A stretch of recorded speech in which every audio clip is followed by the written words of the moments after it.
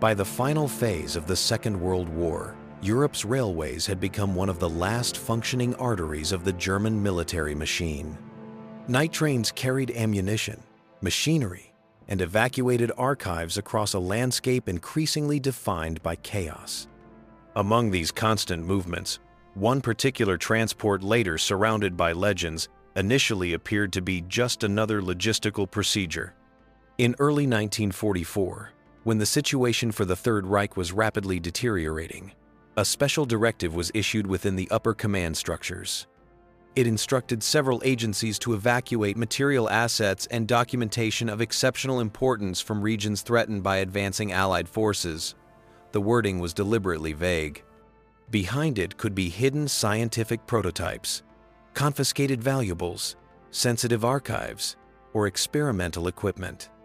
The only strict requirement was that transportation had to remain covert and avoid major rail hubs. A so-called special train was assembled under this directive. Formally, it was listed as a supply train moving technical equipment deeper into Germany.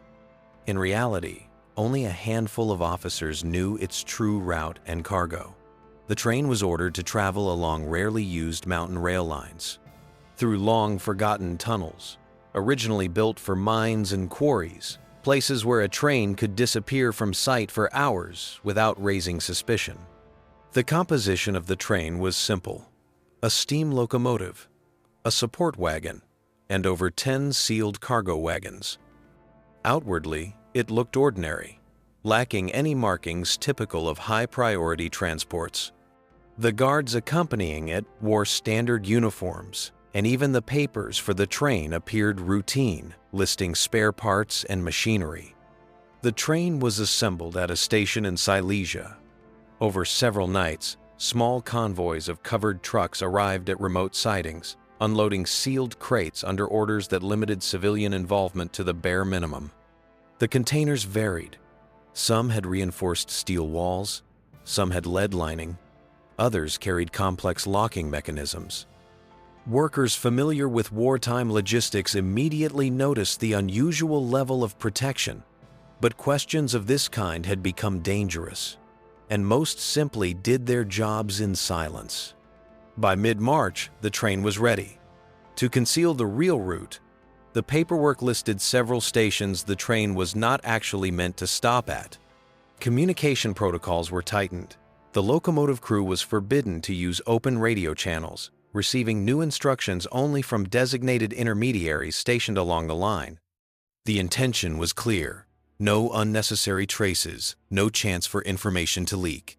The route passed along the lower slopes of a mountain range. The geography was ideal for secrecy: deep valleys, long stretches of forest, and a network of old tunnels carved decades earlier. Some of these tunnels still functioned, others were officially abandoned. One of them, marked in the directive's classified appendix, was designated as a temporary holding point where the train would wait for a safe passage window. The tunnel had auxiliary tracks, allowing the train to be moved to a side spur, an ordinary procedure on paper, though additional instructions hinted that the location could also be used as a shelter during air raids.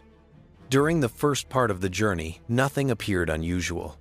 Checkpoint inspections were superficial, station staff barely interacted with the guards, and the train passed through the region without attracting attention. A few railway workers later recalled an unusually reserved escort, men who rarely left their wagons and who conducted maintenance checks with rigid precision. But such behavior was easily overlooked in wartime. Spring fogs clung to the mountain valleys, masking movements along the tracks. Air raids occurred almost daily, and the constant alerts blended into the atmosphere of instability. In this environment, even an unusually sealed train became just another moving shadow, one more line in the station logs of personnel who would soon be overwhelmed by the closing months of the war. Thus began the journey of a train officially described as a standard military transport, but surrounded from the start by secrecy far greater than its outward appearance suggested. A train heading toward mountain tunnels and forgotten branches where any delay could remain unnoticed, and any incident could disappear beneath the weight of wartime confusion. As the train advanced deeper into the mountainous region, the terrain began to impose its own restrictions. The line curved sharply around rocky slopes, where narrow ledges held the tracks in place above ravines. Telegraph poles leaned under the weight of accumulated ice, and the winter-faded pines stood like dark silhouettes along the ridges. Every meter of the route seemed deliberately chosen to minimize visibility and contact with civilian populations. Rail traffic in this region had always been sparse. Before the war, these lines were used primarily for transporting ore and timber. During wartime, they became strategically useful precisely because they were overlooked. For the planners responsible for the classified cargo, this isolation was not an inconvenience, but a crucial advantage. The fewer personnel who witnessed the train, the easier it would be to conceal its movement. At several small junctions, military controllers awaited the train with sealed envelopes containing updated instructions. These exchanges were brief and took place without any formal ceremony. The envelopes changed hands, the locomotive crew nodded silently, and the train continued its ascent. Each document strictly repeated the same guideline: avoid radio transmission, reduce speed in fog-heavy areas, and ensure that the train reached the designated tunnel section during a specific time window. The tunnel in question had originally been part of a larger mining complex. In the late 19th century, it had been dug to access deeper mineral layers, but geological instability halted expansion, and by the early 20th century, the entire complex had been partially shut down. Only the main bore remained in intermittent use as a secondary railway passage. Its side galleries and auxiliary tracks were decommissioned decades before the war, though the infrastructure still existed beneath layers of dust and erosion. By 1944, the tunnel was remembered only by veteran railway workers and a few engineers familiar with old industrial maps. It had no official role in the primary supply routes and did not appear on most civilian charts. This made it an ideal location for concealing a train whose cargo demanded total secrecy.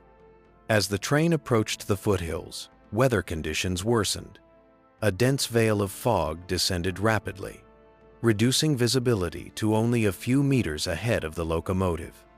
Snowmelt from the peaks had begun to fill the drainage ditches, and runoff created streaks of mud across the tracks. The locomotive strained against the incline, its exhaust echoing along the valley walls. Observers at the last confirmed station later recalled that the train departed without delay. Nothing suggested trouble. The crew performed a routine brake test. The guards shifted positions, and the steam engine resumed its climb into the narrowing canyon. That departure would become the last verified sighting of the train. Beyond that station, the tracks passed alongside a sheer cliff before turning sharply into a densely wooded stretch. Here, the telegraph line ended temporarily due to earlier storm damage, forcing the train to rely solely on mechanical signals and previously issued written instructions. For the planners, this blackout zone was not a risk, but part of the design. The fewer communication points, the smaller the chance for accidental disclosure. The tunnel itself lay several kilometers ahead.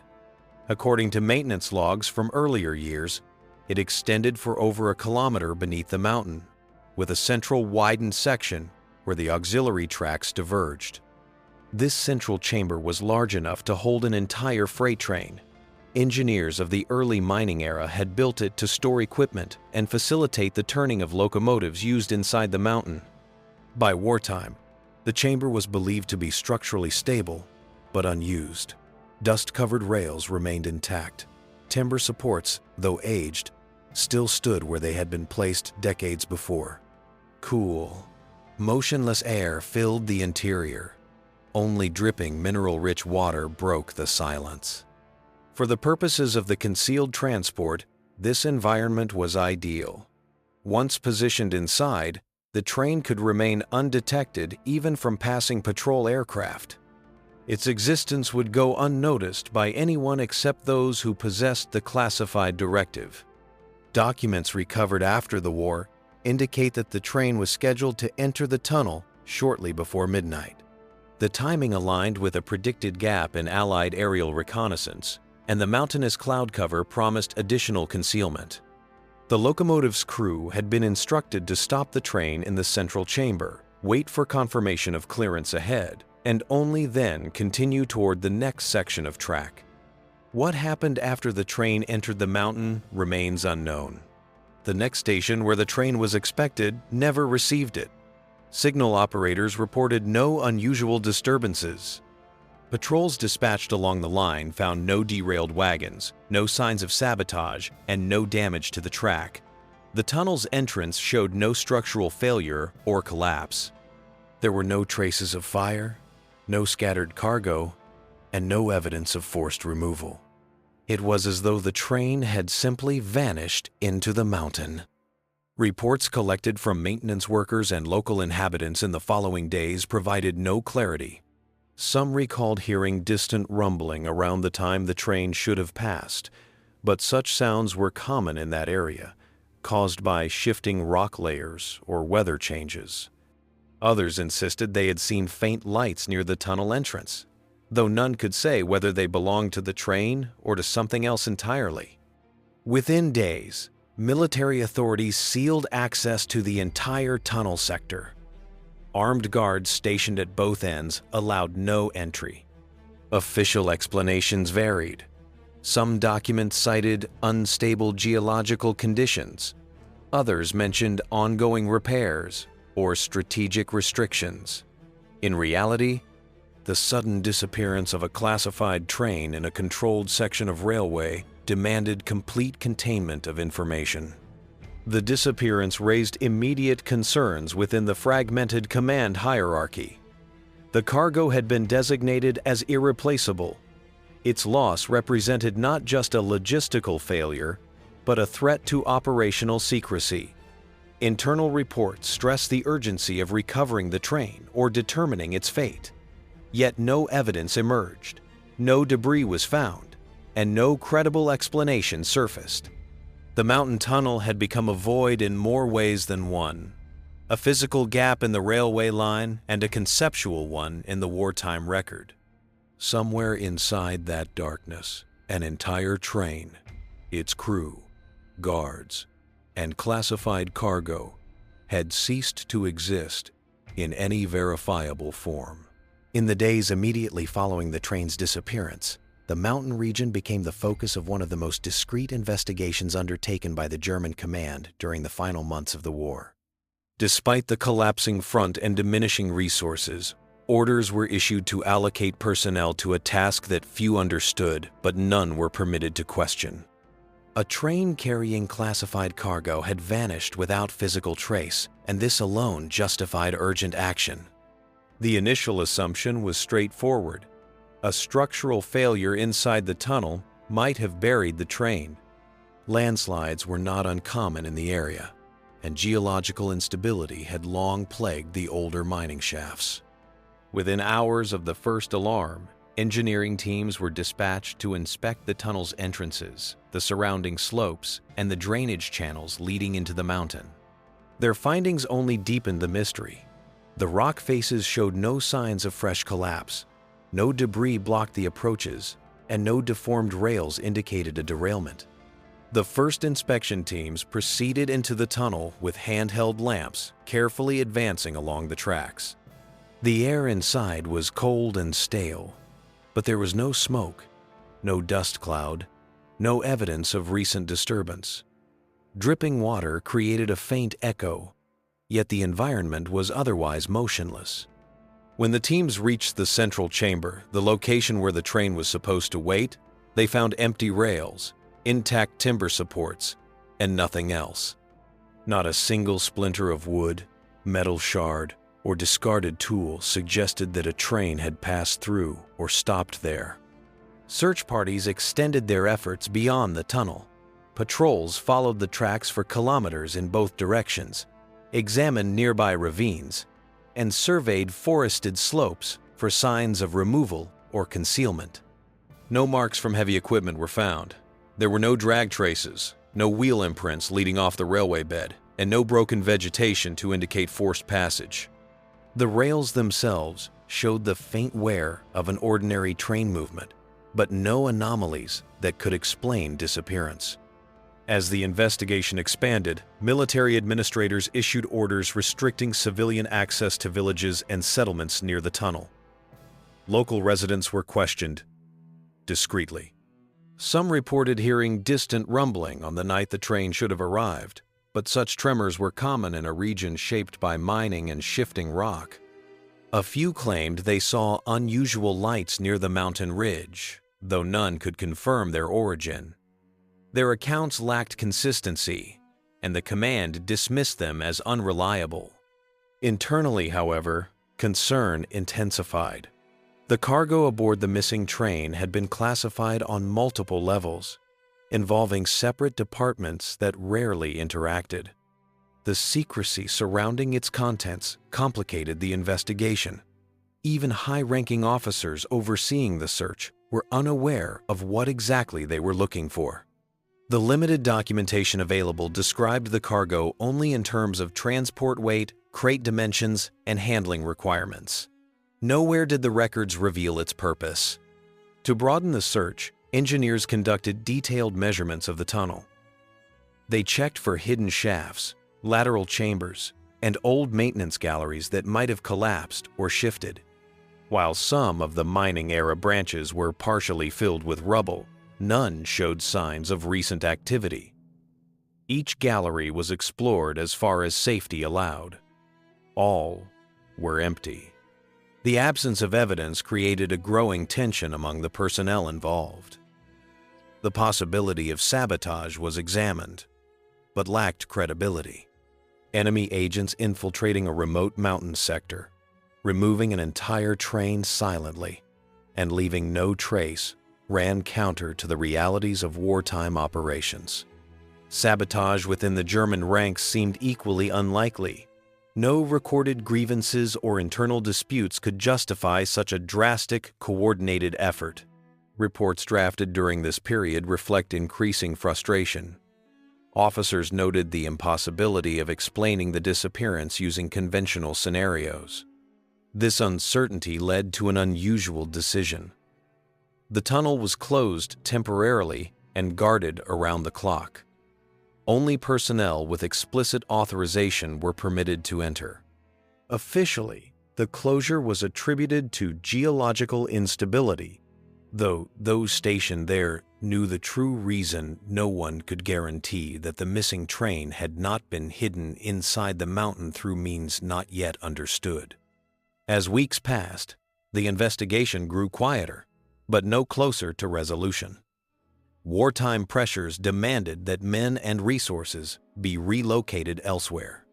The front continued collapsing, and priorities shifted toward defensive operations across multiple regions. The missing train became a classified anomaly, a problem that could not be solved under the conditions of a disintegrating military apparatus. Nevertheless, a small group of officers continued to compile reports, catalog every observation, and preserve the limited evidence available. These documents, fragmented and often incomplete, would later become essential in piecing together the events of that period. They described a thorough search revealing only emptiness, an absence so complete that it seemed deliberate. Eventually, the sector was abandoned as the front advanced. By the time Allied forces entered the region months later, the tunnel was already marked as unstable, sealed, and of no strategic value.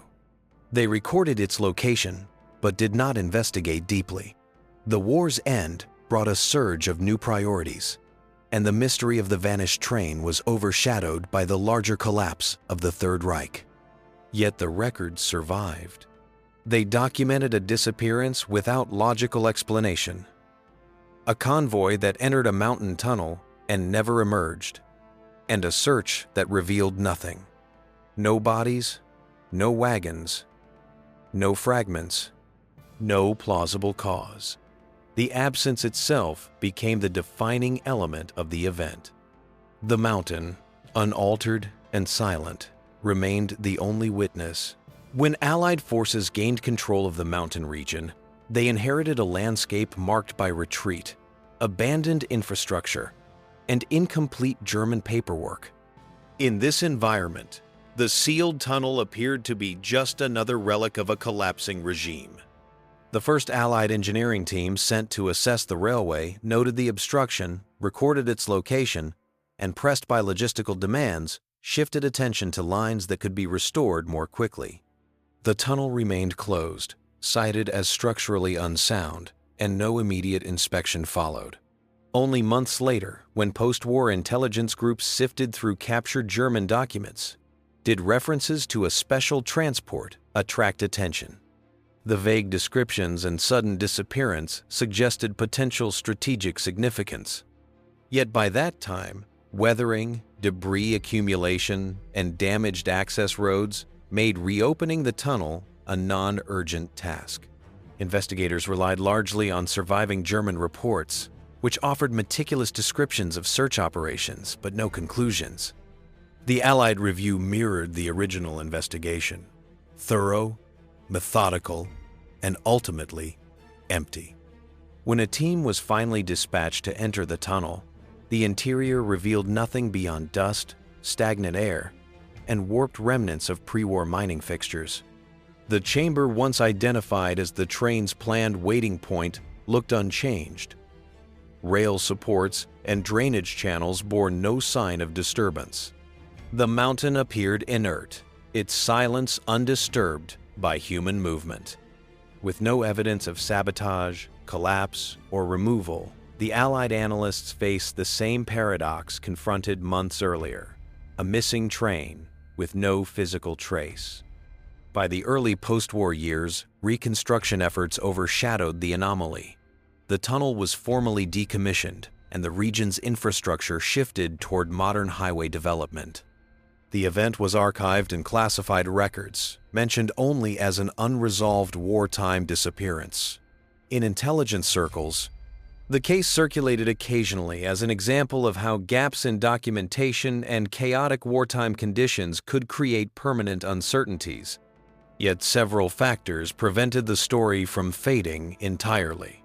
The limited number of individuals who had handled the original German directive ensured that speculation persisted about the train's cargo.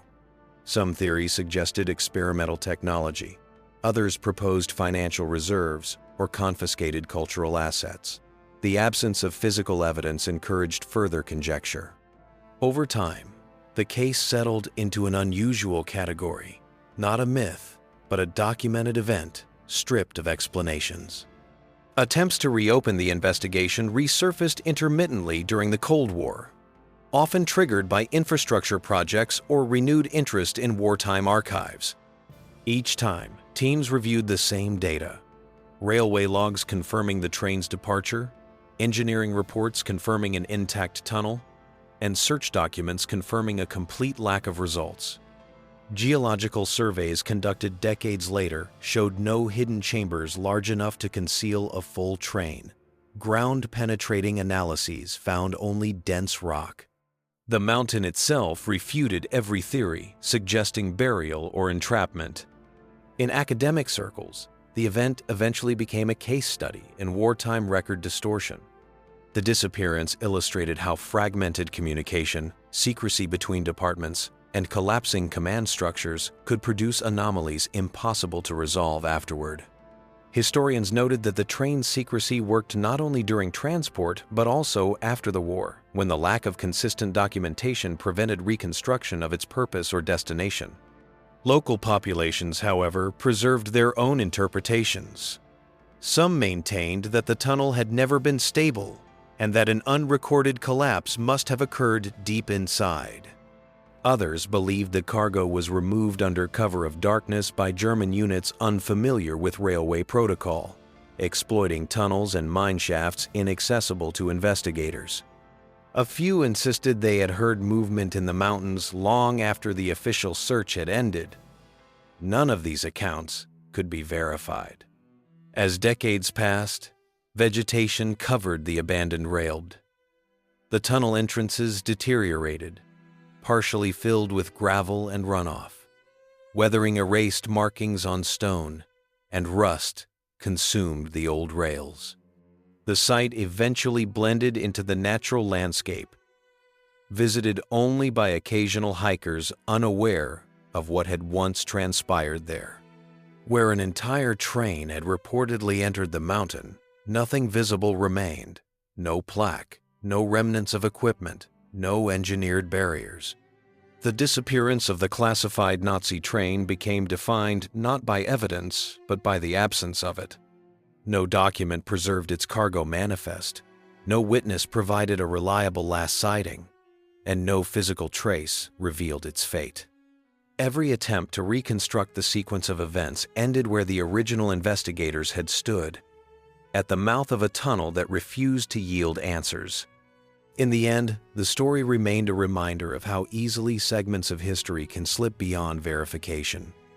A train had departed, entered a mountain passage, and failed to emerge. The records surrounding it were real, the search efforts documented, and the official confusion undeniable. What happened inside the mountain remained beyond recovery, leaving behind a void as immovable and silent as the rock itself.